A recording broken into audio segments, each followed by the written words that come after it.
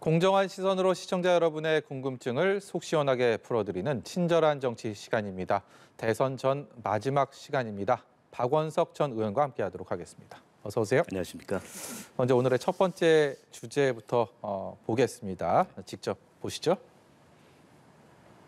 그 사람이 당선되면 그 다음에 대한민국 어떻게 됩니까? 1년만 지나고 나면 내가 그 사람 뽑은 손가락 자르고 싶다고 또 그럴 겁니다. 저 안철수는 윤석열 후보를 지지하기로 했습니다. 정권 교체의 힘으로 정치 교체, 시대 교체가 될 수 있도록 국민의힘과 국민의당 두 당은 선거 후 즉시 합당을 추진하겠습니다.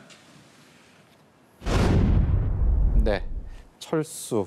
참 중의적인 표현입니다. 단일화가 옳다, 그르다, 잘됐다, 잘못됐다는 보는 사람에 따라서 또 지지하는 후보에 따라서 다 판단이 다를 겁니다. 네. 그 부분에 대해서는 이제 좀 차치하고요. 이제 관심은 과연 단일화 효과가 대선에 어떤 영향을 미치게 될 것인가, 누구에게 절대적으로 유리 혹은 불리하게 될 것인가, 이 부분인데 네. 우리가 과거 대선들의 단일화를 좀 모델로 삼아서 좀 분석을 해보고 싶습니다. 네. 어떻게 생각하십니까? 뭐 우리 대선 역사에 여러 번 이제 후보 간 단일화가 있었습니다. 가장 대표적인 게 이제 15대 대선 때 이른바 이제 DJP 연합이라고 네. 하는 김대중 후보와 또 김종필 후보 간의 단일화. 그게 아마 역사적으로는 최초였을 거예요. 네. 그걸 시발점으로 해서 2012년도 대선에도 문재인 후보와 안철수 후보, 그리고 나중에는 문재인 후보와 심상정 후보의 단일화까지 예. 있었습니다. 이번에 이제 또 한 번의 그 우리 대선 역사에서 대표적인 이제 후보 간 단일화가 이루어지는 셈인데, 근데 이제 역대 단일화들하고 비교해 보면 가장 큰 차이점이 시점이 굉장히 늦었어요. 대부분 그 이전의 단일화는 이 공식 선거 운동을 시작하기 이전, 혹은 공식 선거 운동에 들어갔다 하더라도 뭐 이 투표용지나 이런 것들이 인쇄되기 이전에 다 끝났는데 반해서 이번에는 투표용지도 다 인쇄되고, 그리고 뭐 여론조사 공표 금지 기간에 임박해서 단일화가 이루어졌단 말이에요. 그렇기 때문에 이 단일화의 효과가 어느 정도일지를 좀 예측하기가 굉장히 어렵습니다. 왜냐하면 여론조사를 통해서 확인되는 바가 없고, 네. 물론 이제 단일화에 대해서 어느 정도 공감하시느냐 이런 것들이 이제 국민의 의견 문포를 볼 수는 있지만 그것만 가지고서 단일화 효과를 측정하기가 어렵거든요.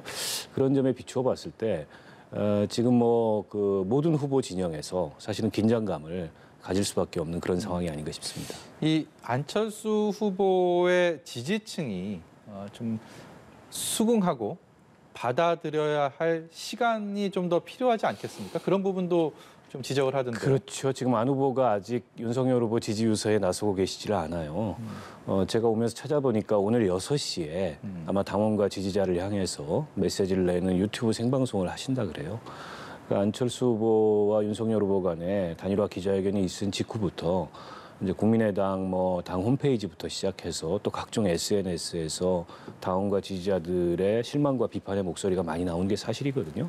그러니까 안철수 후보가 이 단일화를 통해서 향후에 어디에 가서 어떤 정치를 하시든 지금까지 안철수 후보하고 동고동락하면서 예. 안철수 후보의 정치를 지지해왔던 분들, 이분들을 잃고서는 제대로 된 정치를 하기가 어렵습니다. 그런 면에서 당연히 안철수 후보가 가장 먼저 해야 될 거는 지지자와 당원을 다독이는 거라고 보고, 예. 아마 그런 차원에서 오늘 6시에 그 생방송도, 유튜브 생방송도 준비하고 계시지 않은가 그런 생각이 듭니다. 말씀하셨던 과거 단일화 사례 중에서 97년도에 이 15대 대선 같은 경우는 역대 단일화 중에서 뭐 가장 대표적인 성공 사례, 그러니까 진보와 보수가 손을 잡았던 그야말로 단일화를 했던 사례고 결국 대선 승리로 이어졌고요. 반면에 2002년도에는 막판에 단일화가 깨지지 않았습니까? 네. 노무현 후보와 네. 정몽준 후보 간에. 그럼에도 불구하고 오히려 무산된 게 반사 효과로 노무현 후보의 승리로 그렇죠. 이어졌던 전혀 다른 결과가 나왔습니다. 네. 어느 쪽에 좀 가까운? 글쎄요. 그거 뭐 쉽게 예측하기가 어려운데 근데 15대 대선 당시의 단일화하고는 분명히 다릅니다.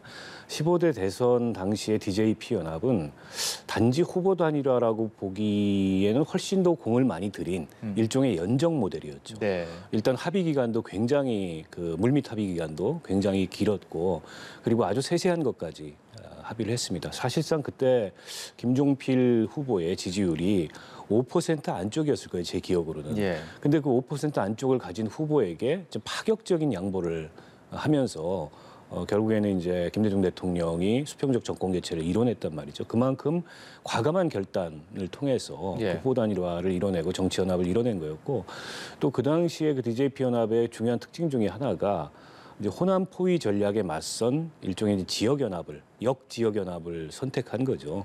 그것도 이제 우리 정치사에서 아주 고질적인 그런 지역 갈등 구도를 무너뜨렸던 그런 굉장히 어떻게 보면 눈부신 전략이었다고 보는데 근데 그에 비해서 이제 이번 단일화 같은 경우에는 연합 정치나 이 정치 연합의 의미보다는 그냥 후보 단일화에 국한된 의미 정도일까 아닌가 싶습니다. 물론 이제 단일화 선언문에 보면 공동으로 인수위도 구성하고 공동으로 정부도 운영하고 또 합당까지 그 두 당이 하기로 그렇게 결정을 했습니다만 지금까지 단일화 논의가 그렇게 부드럽게 원만하게 진행되지 않았잖아요. 물밑에서 어떤 정도 수준의 얘기가 오가는지 모르겠지만 중간에 한번 결렬 선언도 했었고 또 양당의 비방전, 폭로전 이런 것들이 격화된 끝에 이게 선거 코앞에 두고 이루어진 단일화라는 면에서 효과도 효과지만 저 단일화의 그 향후의 안정성, 윤석열 후보가 만약에 대통령이 된다면 얼마나 그 약속이 지켜질까 여기에 대해서도 의구심을 갖는 분들이 많아요. 그런 면에서 봤을 때 저는 오히려 이번 단일화가 어떻게 보면 각각의 지지층들을 결집시키는 그런 효과는 크겠지만 이게 정치사적으로 큰 의미가 있다 이렇게 보기는 좀 어려울 것 같습니다. 예, 다음 대선쯤 되면 또 지금 대선의 단일화를 저희가 또 이 자리에서 얘기를 하고 있겠죠. 네. 두 번째 주제로 좀 넘어가 보도록 하겠습니다. 사전 투표 열기가 정말 뜨거운데 관련된 목소리입니다. 네, 사전 투표 3월 9일에 투표 결코 특정 정치인의 권력욕이나 특정 정치 세력의 권력을 주기 위해서가 아니라 바로 여러분 자신을 위해서 우리 국민 스스로를 위해서 우리 국민 스스로가 갈 길을 결정할 것이다 이렇게 믿습니다. 여러분 3월 9일 당일만 투표하면 못 이깁니다. 이길 수 없습니다. 3일을 다 투표해야 됩니다. 그리고 관노의 투표는 사전만 가능하지 않습니까? 그래서 가족분들 중에서도 타지에 출타해 계신 분들은 반드시 4일, 5일에 사전 투표하도록 해 주시고. 네. 투표율입니다. 저희는 지금 지지율 1위, 2위 두 후보의 사전 투표 독려하는 목소리만 듣고 왔는데 우리 정의당 심상정 후보를 비롯해서 다른 대선 후보들도 모두 사전 투표를 독려하고 있습니다. 이 사전 투표율이 높아지고 그래서 전체적인 투표율이 높아지는 것이 후보 자신에게 유리할지 불리할지를 지금 계산기를 두드려서 답을 내는 게 굉장히 어려운 상황임에도 불구하고 너나 할 것 없이 독려하는 이 상황은 어떻게 봐야 되겠습니까? 일단 그만큼 민주주의에서 투표율이 높다는 것의 의미 이런 게 이제 공감대가 커졌다는 생각을 하고요. 과거에는 이제 투표율이 어느 정도냐에 따라서 유불리를 가늠하기도 했었습니다. 근데 지금은 저는 그런 시대는 아닌 것 같아요. 과거에는 이제 고령층 투표율이 높으면 보수 정당한테 유리하고 예. 젊은층 투표율이 낮으면 젊은층 투표율이 높으면 오히려 이제 뭐 개혁 정당한테 유리하고 이제 그런 판단 기준이 있었는데 꼭 그렇지만도 않다는 게 요즘 이제 젊은 세대의 정치 성향이 엇갈리면서 네. 나타나고 있는 상황이고요. 전체적으로 어쨌든 지금 사전 투표의 열기로 봤을 때 또 이번 대선이 굉장히 치열하지 않습니까? 초박빙 그런 상태로 가고 있어서 전체 투표율이 좀 오를 것 같다 이런 생각이 들고요. 사전 투표율이 높은 게 누구한테 유리하냐는 저는 큰 의미가 없는 분석인 것 같아요. 어차피 사전 투표에 안 하시는 분들은 이제 본 투표에 투표권을 행사하시기 때문에 근데 전체 투표율이 어느 정도가 높으냐가 더 중요한 어떤 지표인 것 같고 아무래도 이제 직장에 출근하는 그런 젊은 층들 같은 경우에는 사전 투표를 많이 하게 되죠. 그래서 사전 투표에서는 이 여당이 지금의 여당이 조금 더 유리하다. 그리고 이제 지난 4.7 재보궐선거 때도 열어봤더니 사전 투표에 투표한 층은 상대적으로 민주당 지지층이 많더라. 이런 이 결과치가 있는데 뭐 본투표에 또 그렇다고 보수 정당을 지지하시는 분들이 투표하러 안 나가는 게 아니기 때문에 예. 그건 그렇게 중요한 문제는 아닌 것 같습니다. 이번 대선 보면요, 반드시 투표하겠다라는 의지를 드러내는 이 적극적인 유권자가 거의 90%에 육박한다는 조사 결과들이 많이 나오고 있습니다.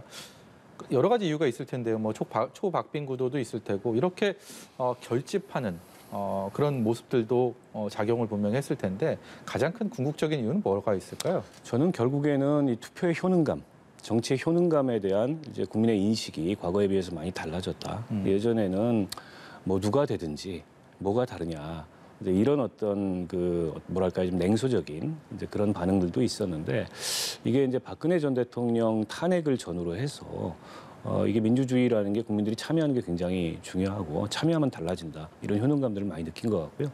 가장 가까운 4.7 재보궐선거에서도 젊은 층 투표율이 굉장히 높았고 그 젊은 층 투표에서 당시에 이제 오세훈 후보 그리고 부산에 이제 박형준 후보 이런 국민의힘 후보들이 굉장히 많은 득표를 올렸어요. 예. 최근에 이제 특히 20대 남성들 같은 경우에 현 정권에 대해서 공정성이라든지 또 뭐 어떤 성평등에 대해서 역차별을 받고 있다. 이런 이유들로 인해서 보수 정당을 지지하는 경향이 많은데 투표를 해봤더니 실제 그게 결과로 나오더라. 과거에는 젊은 층들이 상대적으로 투표율이 낮은 게 사실이었지 않습니까? 예. 근데 이제 정치 효능감을 본 이후로 어떻게 보면 이제 투표에 훨씬 더 적극적이 된 그런 시민들이 많으신 거라고 보고요.